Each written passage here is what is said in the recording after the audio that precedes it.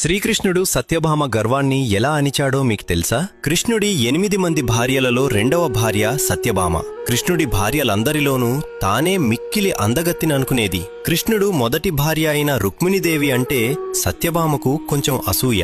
ఆ రోజుల్లో భూమి మీద సత్యభామ తండ్రే అత్యంత ధనవంతుడు. అందుకే సత్యభామ చిన్నప్పటినుంచే ఎంతో గారాబంగా పెరిగింది. అందువల్ల సత్యభామ అందరితో ఎంతో పొగరుగా నడుచుకునేది. ఒకరోజు శ్రీకృష్ణుడి పుట్టినరోజు వచ్చింది. అందరూ బహుమతులిస్తుంటే సత్యభామ తన ప్రేమని, తన సంపదను అందరికీ చూపించాలి అనుకుంది. అందుకోసం తులాభారం చేయాలని నిర్ణయించుకుంటుంది. సత్యభామ కృష్ణుడితో, స్వామి, మీ పుట్టినరోజున నేను తులాభారం చేస్తాను అని చెప్తుంది. అందుకు కృష్ణుడు నవ్వుకొని, సరే నీ ఇష్టం సఖీ అని అంటాడు. సత్యభామకు కృష్ణుడు ఎంత బరువు ఉంటాడో బాగా తెలుసు. అందుకే అంత బంగారం సిద్ధం చేసుకుని ఉంటుంది. మొదట్లో బంగారం పెట్టగానే కృష్ణుడు కొంచెం కదులుతాడు. అది చూసి సత్యభామ నవ్వుతూ, ఇంకా కొంచెం బంగారం వేయండి చాలు అనంటుంది. ఇక అప్పటి నుండి సేవకులు ఎంత బంగారం పెడుతున్నా కృష్ణుడు ఒక్క అంగుళం కూడా కదల్లేదు.